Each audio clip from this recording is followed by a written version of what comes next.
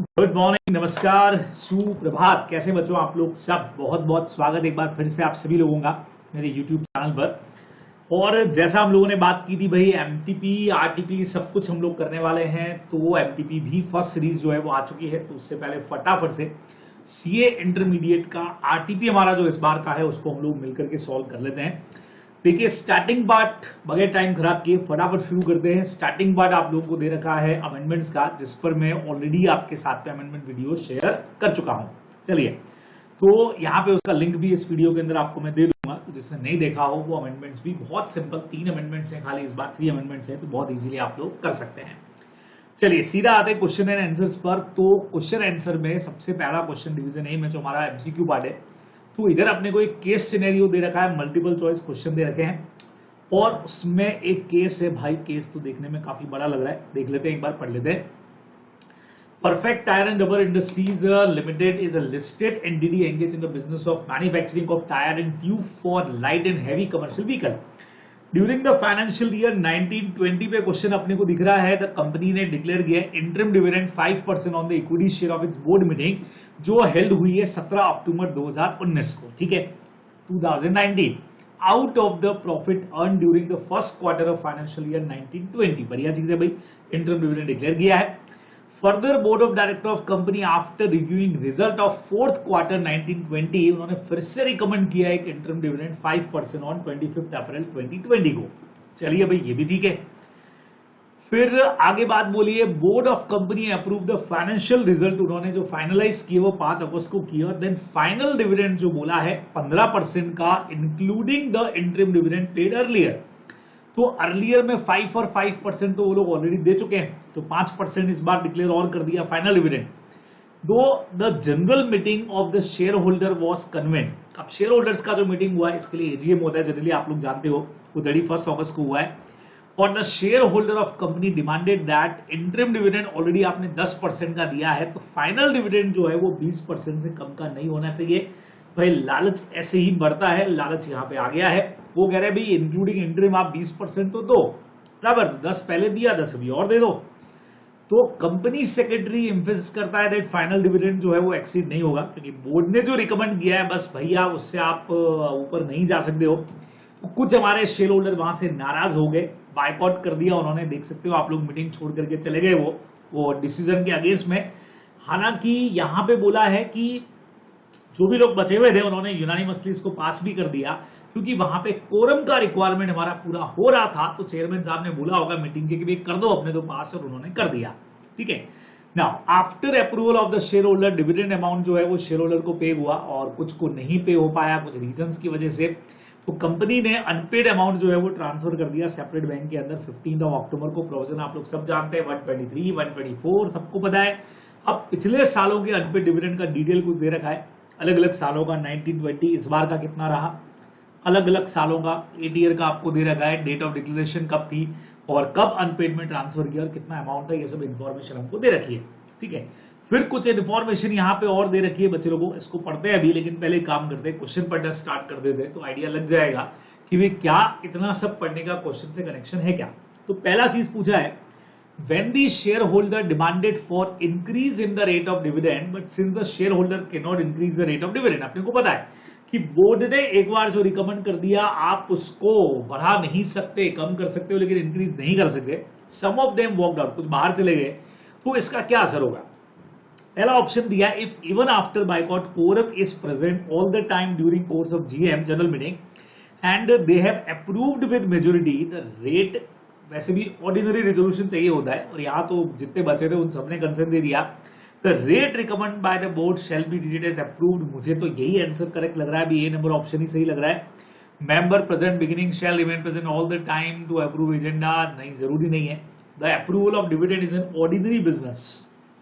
If some of the member boycott it will have no effect even if the quorum is not present. जी नहीं, quorum तो present होना चाहिए था, और जो था the recommendation of board of company rating to rate of dividend shall stand withdraw. जी नहीं, बराबर, ये भी सही नहीं है, भी उनको विड्रॉ कर लेना चाहिए।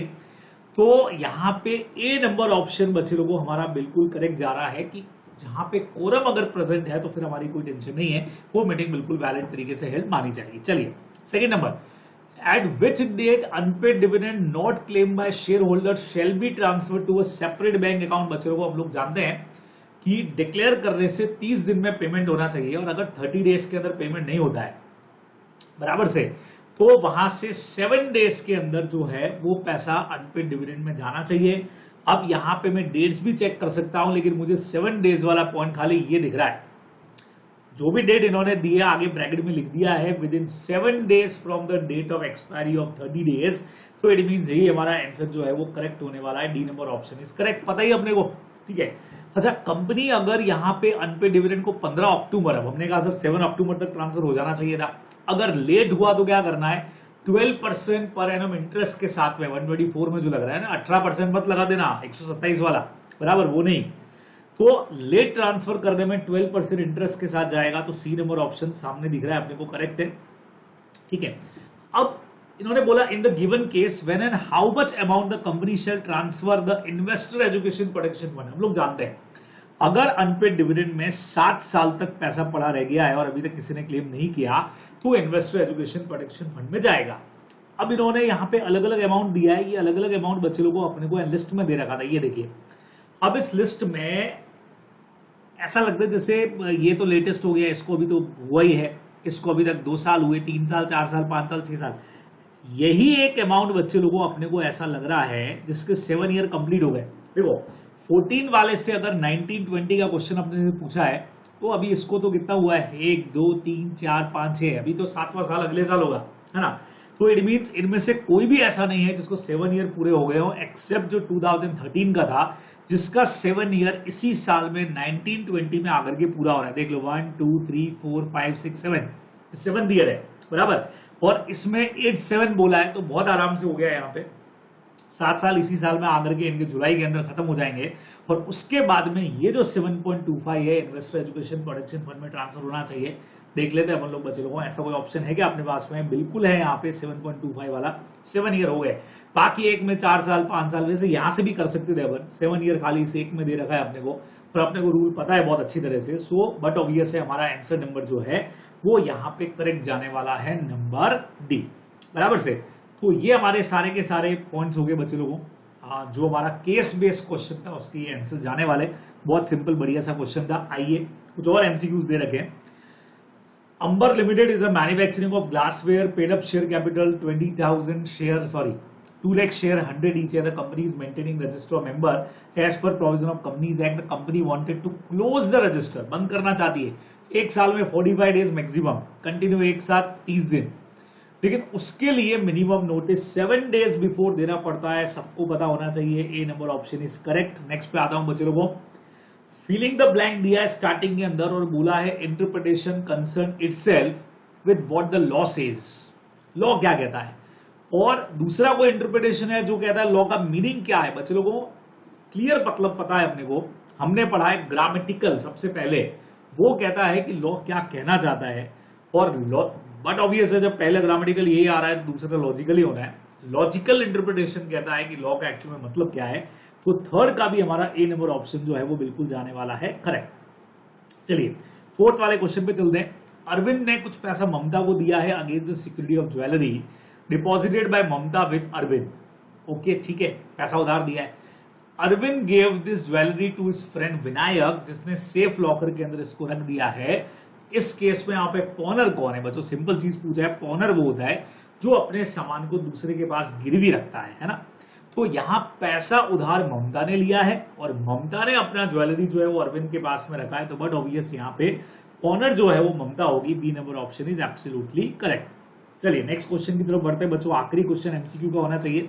Yes, Raman, the original LOT of 2000 equity share in ABC Limited has transferred the same to Ruchi. The instrument of transfer dated 21st August duly stamped and signed by the Raman was handed over to Ruchi. Advise Ruchi regarding the latest date क्या होने चाहिए by which the instrument of transfer along with the share certificate must deliver to the register the transfer of register member। बच्चों को क्या कहते हैं कि वो लेटेस्ट डेट क्या है जब ये डिपॉजिट हो जाना चाहिए। तो अपने को पता है 60 डेज का टाइमिंग हमको यहाँ पे मिलता है, 60 दिन का टाइमिंग चेक करना आप लोग। 60 डेज के अंदर ये जो है वो डिपॉजिट हो जाना चाहिए। जो भी हमारा ट्रांसफर डीड अगर हम भेजना चाह रहे हैं अलॉन्ग विद शेयर सर्टिफिकेट, तो कंपनी के पास में स्टैंपिंग डेट से जाना चाहिए। तो अगस्त है और 60 डेज की अगर बात करें तो सितंबर और अक्टूबर के अंदर कोई डेट आना चाहिए। 20 अक्टूबर एक ही डेट दे रखा है, तो ज्यादा कैलकुलेट करने का जरूरत भी नहीं है। सी नंबर ऑप्शन हमारा करेक्ट हो जाएगा, ये अपने को ध्यान में रखना है। चलिए जी, तो यहाँ पे आकर के हमारे बेसिक क्वेश्चंस तो मतलब एमसीक्यू वाला पोर्शन है बच्चे लोगों को खत्म हो गया। नाउ डिस्क्रिप्टिव क्वेश्चंस की तरफ बढ़ जाते हैं बहुत फटाफट से। सबसे पहले स्टार्टिंग बेस हमेशा की तरह कंपनी लॉ के क्वेश्चंस आपके सामने हैं। Following are some of the securities issued by different companies. क्या बात है, बड़ा सा क्वेश्चन दे रखा है। सबसे पहले इन्होंने एक कंपनी दे रखी है और इस कंपनी में क्या हुआ है, ये एक listed non convertible redeemable preference share. अच्छा, इन्होंने सिक्योरिटी क्या इशू किया है, लिस्टेड किया है non convertible redeemable preference share issued on a private placement basis in the terms of relevant SEBI regulations. ठीक है भाई, और has the power to appoint 2/3 directors of, ये जो अगली कंपनी हमारी है इंद्रिय दमन, उसमें ये 2/3 डायरेक्टर्स अपॉइंट करने का पावर रखते हैं। ओके, और एक लिस्टेड कंपनी है और इनके क्या non convertible redeemable preference share जो प्राइवेट प्लेसमेंट पे इन्होंने इशू किए हुए हैं। ठीक है ठीक है ठीक है, पब्लिक कंपनी है ये, बराबर है। सेकंड कंपनी हमारी यही हो गई इंद्रिय दमन वाली, लिस्टेड नॉन कन्वर्टेबल डेब्ट सिक्योरिटीज है, इन्होंने प्राइवेट प्लेसमेंट बेस पे इशू किए इन्होंने भी, और इनके पास में 60% वोटिंग पावर है सजगता जो प्राइवेट लिमिटेड हमारी है इसके लिए। ओके, आपस में कनेक्शन है इनके। ये कंपनी जो है वो मुझे इसकी होल्डिंग कंपनी दिख रही है, इसकी होल्डिंग कंपनी दिख रही है, तो डायरेक्टली सब्सिडरी की सब्सिडरी होल्डिंग कंपनी ऐसा कुछ भी दिख रहा है। तो लिस्टेड नॉन कन्वर्टेबल डेब्ट securities issued on private placement basis, ये तो सब में सेम ही लिखा है, नॉन कन्वर्टेबल, और ये भी यहाँ पे था रिडीमेबल प्रेफरेंस शेयर, यहाँ पे दे रखा है डेब्ट सिक्योरिटीज, और यहाँ पे दे रखा है नॉन कन्वर्टेबल डेब्ट सिक्योरिटीज। ठीक है, ये इन्होंने पूछा है। अच्छा, ऊपर वाली दोनों कंपनी हमारी पब्लिक कंपनीज है, ये कंपनी प्राइवेट कंपनी है, बट ऑब्वियस है। अच्छा, किया सबने प्राइवेट प्लेसमेंट बेसिस के ऊपर है। इस कंपनी के पास में 52% इक्विटी शेयर्स है परिबोध लिमिटेड के as an investment on behalf of another company ने कैपेसिटी एज ए ट्रस्टी, खुद ने नहीं ले रखे हैं, किसी और कंपनी के ट्रस्टी के बिहाफ पे 52% इक्विटी शेयर पे कंट्रोल है। ओके, देखते हैं। अब इन्होंने बोला है इक्विटी शेयर इशूड बाय, जो सबसे पहली कंपनी हमारी ये जो क्लेशरित कंपनी है और ये जो इंद्र दमन लिमिटेड है, are not listed in any of the recognised stock exchange. बच्चे लोगों, आपको याद है ऐसा कुछ हम लोगों ने सेक्शन नंबर 29 के अंदर पढ़ा हुआ है, जहां पे हम लोग बात करते हैं डीमेटलाइजेशन की, और उसका नया प्रोविजन पूरा अपन ने पढ़ा है। और हम ये कहते हैं भैया लिस्टेड कंपनी की कैटेगरी में अगर आपको आना है तो बहुत इंपॉर्टेंट चीज उसके लिए क्या हो जाएगी लिस्टेड कंपनी में आने के लिए, कि आपके इक्विटी शेयर्स जो हैं वो लिस्टेड होने चाहिए। बराबर से भाई, आपने नॉन कन्वर्टेबल रिडीमेबल को करा दिया, किसी को भी करा दिया चलेगा, लेकिन जब तक आपके इक्विटी शेयर लिस्टेड नहीं है तब तक वो कंपनी लिस्टेड की कैटेगरी में बेसिकली आती नहीं है, ऐसा हम लोगों ने पढ़ा है। तो चलिए, फिलहाल इन्होंने बोला in the context of aforesaid fact, आपको आंसर देना है। सबसे पहले जो मैंने कहा वही कि क्या ये कंपनीज जो है वो लिस्टेड कंपनी में आएंगी क्या, और इनका रिलेशनशिप बताना है अपने को। तो बच्चों, लिस्टेड कंपनी में तो नहीं आना चाहिए, वैसे भी सेक्शन 29 के हिसाब से हम बात कर ही रहे हैं, अभी आंसर भी चेक कर लेंगे अपन, कि जब तक आपके इक्विटी शेयर लिस्टेड नहीं हो, भले आपके नॉन कन्वर्टेबल प्रेफरेंस शेयर हो, डेब्ट सिक्योरिटीज हो, कुछ भी हो, लेकिन तब तक आप लिस्टेड कंपनी की कैटेगरीज में नहीं आते। और सजगदा प्राइवेट तो करवा भी नहीं सकती है, बट ऑब्वियस है इक्विटी शेयर अपने लिस्टेड, पब्लिक इशू इसके पास में है नहीं, ये अपने को ध्यान रखना है, प्राइवेट कंपनी है तो चेक करेंगे।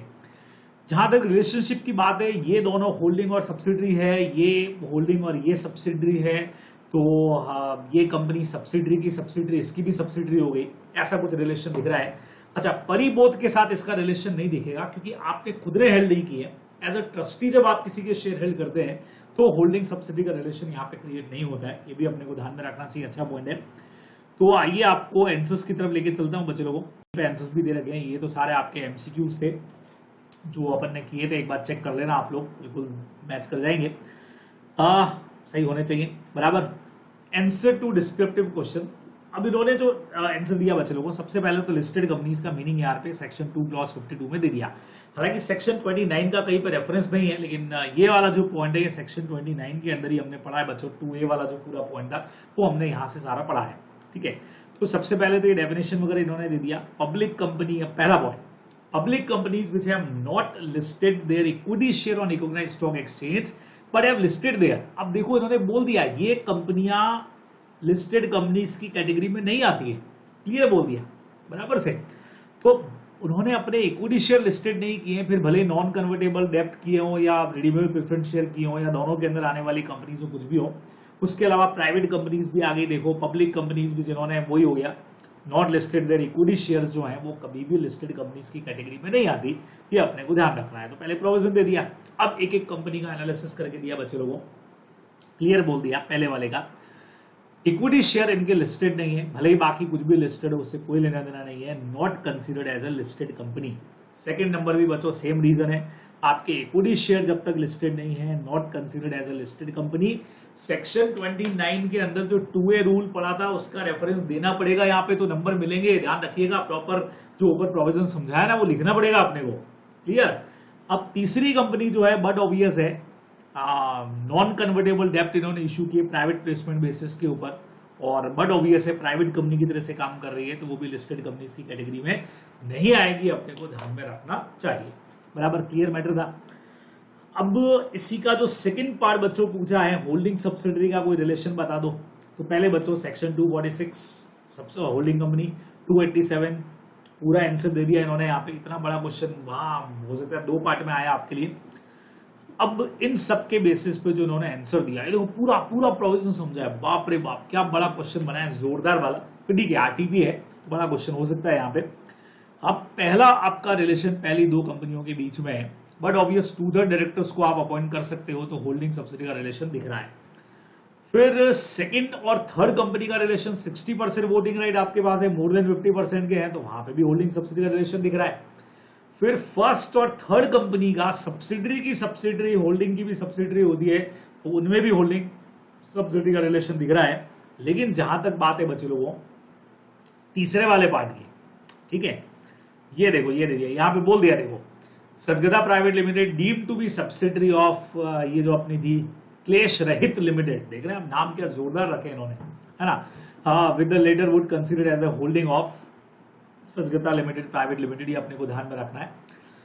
देन उसके बाद में इस और इसका रिलेशन 52% इक्विटी शेयर आपने हेल्ड किए, मानते हैं इससे 52% के वोटिंग राइट्स भी आपके पास में आ जाएंगे, 1 मिनट के लिए मान लेते हैं। बट सबसे बढ़िया बात है बच्चे लोगों, इन्होंने यहाँ पे फिड्यूशरी रिलेशनशिप पे लिए हैं, यानी एज अ ट्रस्टी आप जब शेयर लेते हो तो आपका खुद का तो होल्डिंग है ही नहीं ना, आपने तो एज अ ट्रस्टी शेयर को ले रखा है, इसीलिए यहाँ पे भी होल्डिंग और सब्सिडी का रिलेशन जो है वो बनने वाला नहीं है, ये हम लोग को ध्यान में रखना चाहिए, बराबर समझ में आ गया बच्चे लोगों बात आप लोगों को। तो ये इतना बड़ा सा आंसर इसका रहेगा। तो फिर से आपको बोल दूं प्रोस्पेक्टस वाले चैप्टर में जो सेक्शन 29 का रेफरेंस है, उन्होंने यहाँ लिखा नहीं है 29 लेकिन 2A उसी के रेफरेंस से आया है, तो वो आपको ध्यान में रखना चाहिए। चलिए जी सेकेंड क्वेश्चन की तरफ बढ़ जाते हैं। सेकेंड क्वेश्चन क्या कह रहा है भाई, ये भी देख लेते हैं।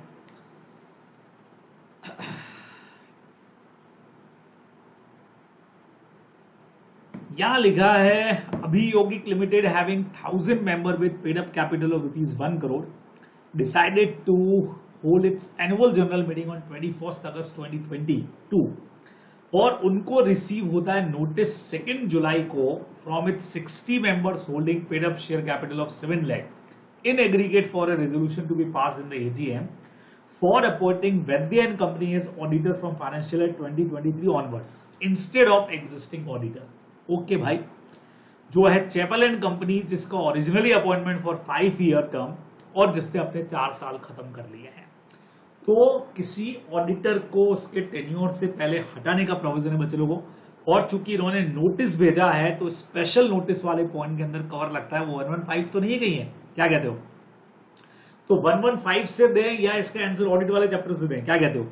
Such a notice for resolution was forward sent by the company to Chappell and Company, which gave it representation in writing, और उनको हमने रिक्वेस्ट किया था फॉर इस notification the members of the company, but बहुत ज्यादा लेट हुआ, सिर्फ मीटिंग से 3 दिन पहले आया कंपनी के पास में, तो आपसे पूछा गया है। अच्छा पहली चीज तो आपको समझ में आएगी पॉइंट हो गया रहा है, 1000 मेंबर पेड अप कैपिटल जिनके पास में 1 करोड़ का है, और decided to holds AGM on 21 August, ठीक है, and it receive a notice on 2 July from 60 member. 1000 member company के 1 करोड़ का पेड अप कैपिटल है, 60 मेंबर्स जो हैं जिनके पास में करीब 7 लाख का कैपिटल है एग्रीगेट के अंदर, वो एक प्रपोजल भेज रहे हैं जिसमें वो एग्जिस्टिंग ऑडिटर को रीअपॉइंट नहीं करवाना चाह रहे कि उसका अपॉइंटमेंट नहीं होना चाहिए, तो उसकी जगह नए पर्सन का नाम वो लोग चाह रहे हैं। ठीक है, ओके। अब ऐसा कोई भी नोटिस जब कंपनी के पास में आता है तो कंपनी अपने सारे मेंबर्स को सेंड करती है, ऑडिटर को भी सेंड करती है, फिर उसका रिप्रेजेंटेशन आता है, फिर वो सारे मेंबर को सर्कुलेट होता है, लेकिन ये बहुत लेट आया इनके पास में। ठीक है, तो आपसे पूछा है whether the said notice was given by adequate number of member. बच्चों क्या कहते हो, कितने मेंबर हैं जो ये रिक्वेस्ट कर सकते हैं? ये वो वाला पॉइंट है क्या सर, वो 1% वाले वोटिंग पावर वाले हो या जिनके पास 5 लाख का कैपिटल हो, आप लोग जानो भाई, बराबर प्रोविजन पढ़ा हुआ है अपन ने। Whether the company was bound to send to its members such representation made by Chappell and Company, बराबर। और अगर ऐसा लगता है कि नहीं भेज पाए तो फिर क्या कंपनी का रेस्पॉन्सिबिलिटी बनता है? बच्चों, क्या ये रेस्पॉन्सिबिलिटी बनता है क्या कि आप आरओसी को भी भेजोगे कॉपी और मीटिंग में पढ़ के सुनाओगे? ये सारा प्रोविजन था क्या? तो आइए देखते हैं कि इसका आंसर इन्होंने कौन से सेक्शन के हिसाब से लिखा है। चेक करते हैं बच्चे लोगों। तो यहां आपको मिल जाएगा, देखो बढ़िया चीज, सेक्शन नंबर काम में लिया है 1404B और अपना सेक्शन 115 भी, बराबर। क्योंकि वहां अपन ने जब ऑडिट वाला चैप्टर पढ़ते हैं, हालांकि अपन मीटिंग्स वाले पहले ही पढ़ लेते हैं, तो 140 सबसेक्शन 4 में पूरा टॉपिक यही है, आप लोग जानते हैं ना, रिमूवल वाला, रेजिग्नेशन वाला, बराबर, सारे पॉइंट, एनसीएलटी के रिमूवल वाला, और मेंबर जो हटाना चाह रहे हैं वो सारा पॉइंट अपन इसी में पढ़ते हैं कि रिटायरिंग ऑडिटर फिर से नहीं आना चाहिए। 115 भी इन्होंने साथ में दिया है। ठीक है, और ये देखो यहाँ पे बोल दिया कि या तो जिनके पास में 1% टोटल वोटिंग पावर हो या एग्रीगेट में 5 लाख का कैपिटल हो, बराबर। बच्चों यहाँ पे थोड़ा ठीक करना चाहूंगा, सच एग्रीगेट सम, ये नॉट एक्सीडिंग पहले हुआ करता था, अभी नहीं है, अभी 5 लाख का कैपिटल, नॉट एक्सीडिंग 5 लाख नहीं, 5 लाख और मोर, बराबर। चेक करिएगा इसको, एस में भी प्रिस्क्राइब, तो यहाँ पे 5 लाख का कैपिटल है इनके पास में, तो हमारा रिक्वायरमेंट जो है वो पूरा हो रहा है। नॉट एक्सीडिंग 5 लाख वाला पॉइंट नहीं लगेगा भाई। चेक करें इनका आंसर क्या है, ये देखो यहां पे लिखा भी है मोर देन 5 लाख का कैपिटल है, so they were eligible to give such notice. Yes, तो ध्यान रखिएगा, यहां करेक्शन करना, यहां लिख दिया गया है जिनके पास में नॉट एक्सीडिंग 5 लाख का कैपिटल हो, नहीं बचे लोगों, 5 लाख और मोर का कैपिटल जिनके पास हो वो ये एप्लीकेशन दे सकते हैं। तो इन्होंने दिया, बिल्कुल सही है।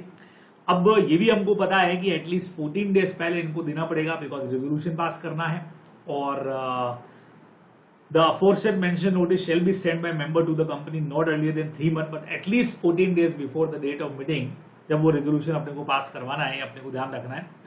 तो यहाँ पे जिन्होंने दिया वो तो करेक्ट है। अब notice should have been given not earlier 3 month, तो ठीक है, एटलीस्ट 14 डेज बिफोर। 21 अगस्त का मीटिंग है और नोटिस 2 जुलाई के पास आ गया, तो ये भी प्रेस्क्राइब लिमिट में है, कोई टेंशन नहीं है। तो it can be said that the said notice was made by adequate number of member with in the prescribe time limit. ये तो यहां तक पहला पार्ट जो आपका है वो तो बिल्कुल सही है। अब दिक्कत सेकंड वाली है, जब ये नोटिस आएगा तो ऑडिटर को दिया जाएगा, एक रीजनेबल लेंथ में वो अपना रिप्रेजेंटेशन देगा और रिक्वेस्ट करेगा सारे मेंबर्स को भेजो, तो हम भेज देंगे। बाई चांस अगर नहीं भेज पाए, बहुत ज्यादा लेट हो जाए, तो क्या करना होता है बच्चे लोगों, देखते हैं कुछ प्रोविजन है क्या। Where notice given of a resolution appointing auditor as a person other than retiring or makes with respect representation, अगर उसने दिया है और रिक्वेस्ट किया है, तो unless the representation received is too late, any notice of resolution given to member state the fact of representation and इसका copy हम एवरी मेंबर को सेंड करेंगे। बहुत सीधी सीधी सी बात थी।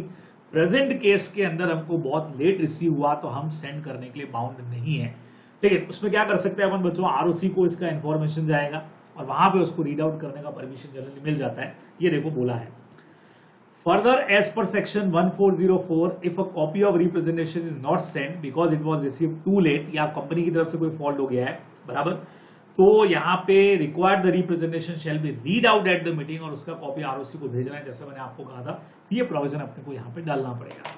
तो कई बार आपको देख के लग सकता है सर एक ही क्वेश्चन में इतना बड़ा प्रोविजन आ जाएगा क्या? नहीं बच्चे लोगों, आरटीपी आपके प्रैक्टिस के लिए है, तो हो सकता है इसमें से कोई भी एक क्वेश्चन या दो क्वेश्चन जो हैं अलग अलग पार्ट में, एक ही क्वेश्चन के 2 पार्ट कर दिए और आपको वहां पे सेपरेट क्वेश्चन बना करके दे दिए, तो अपने को एक बार सारा प्रैक्टिस करके जाना है। तो बढ़िया चीज ये है, जो सेक्शन लिखने वाले हमारे स्टूडेंट हैं वो 140 का रेफरेंस भी साथ में ले रहे हैं और 115 भी लेंगे। सर अगर किसी एक का रेफरेंस दे दे तो चलेगा भाई, एक का दे दोगे तो भी चलेगा। और प्रैक्टिकली आप लोग कई बार सेक्शन नहीं भी लिखते हो, लेकिन प्रोविजन एकदम परफेक्ट तरीके से आपको लिख देना चाहिए वहां पे, ये आप लोग ध्यान में रखने वाले हैं। ठीक है, बराबर ध्यान रखोगे इस बात का। नेक्स्ट क्वेश्चन पे ले आऊं आपको, चलिए। क्वेश्चन नंबर 3 पे आते हैं बच्चे लोगों।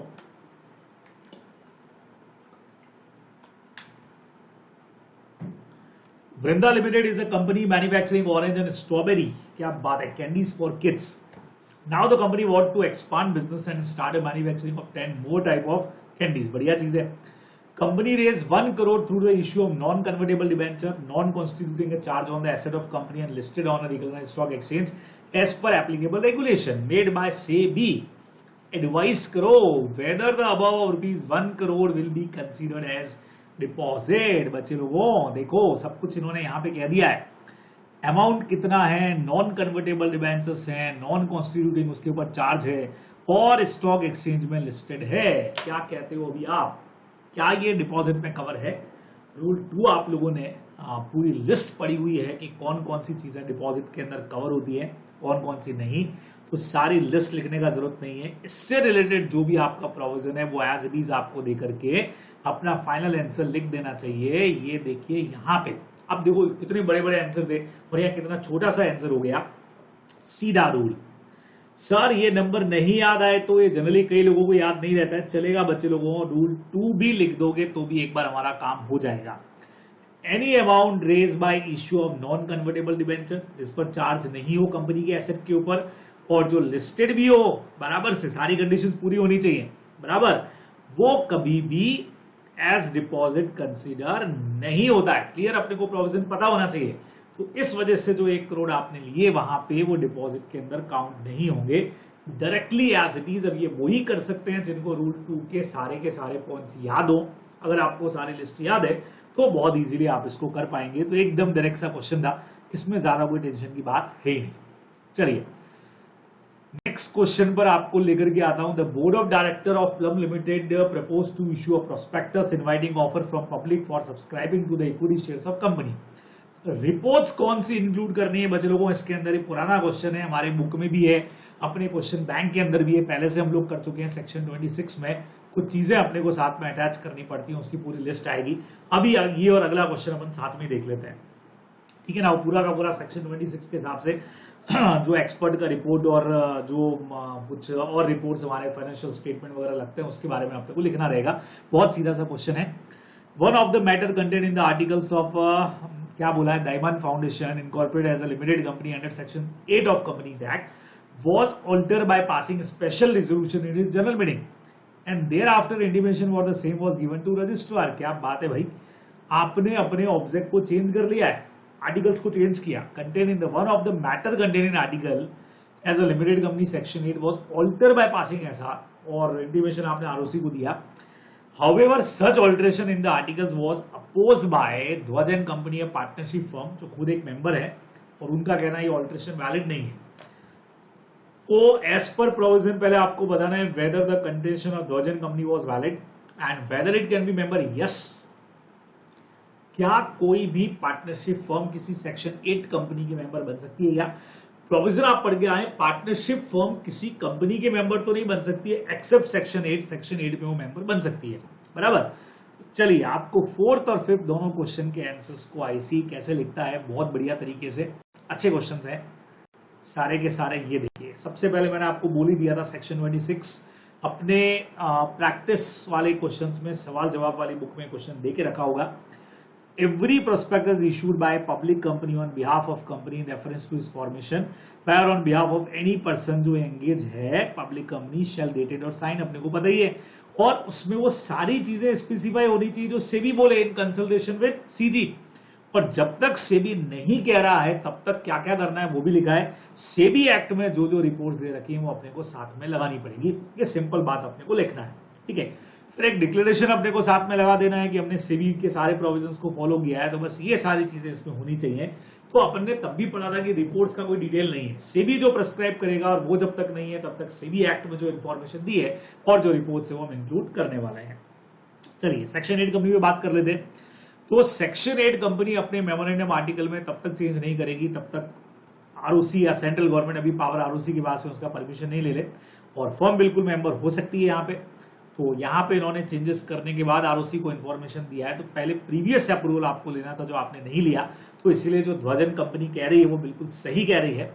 और बिल्कुल वो यहाँ पे मेंबर बन सकती है। सीधा सीधा सा पोर्शन था बच्चे लोगों को अपने को ध्यान में रखना है। तो बढ़िया सा क्वेश्चन है, सिंपल सा आंसर है, आप लोग कर सकते हैं। चलिए नेक्स्ट पे आते हैं।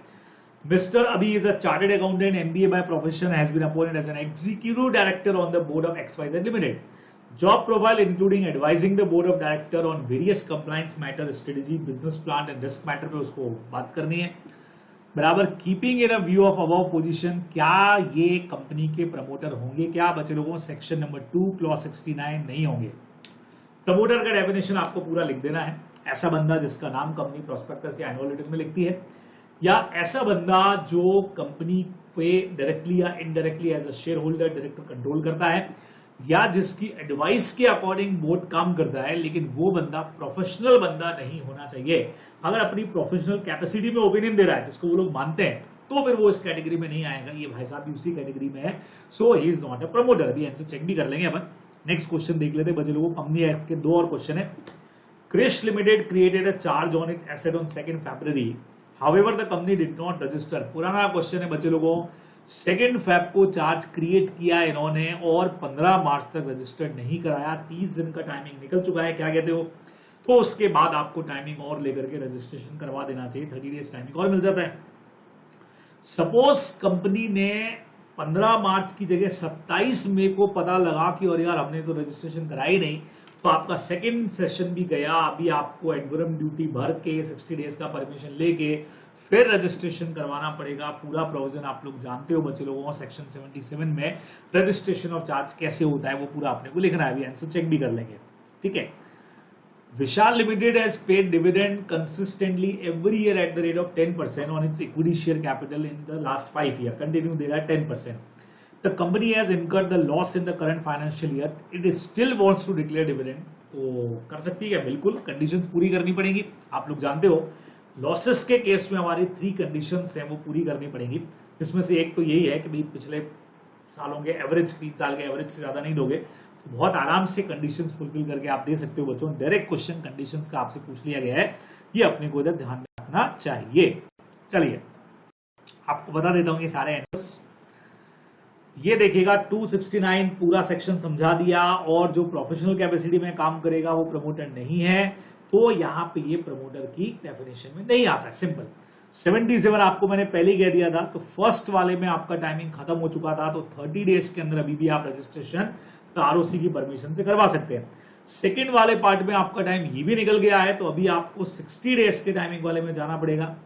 पहले 30 तो निकल गए हैं, तो फिर से आपको परमिशन लेना पड़ेगा, और इस बार आपको एडवरम ड्यूटी भर के फिर इसका रजिस्ट्रेशन करवा लेना चाहिए। ये अपने को ध्यान में रखना है। फर्दर 60 डेज, 30 और 30 तो निकल गए, फर्दर 60 के अंदर आप जा सकते हैं, ये अपने को ध्यान में रखना चाहिए। क्लियर?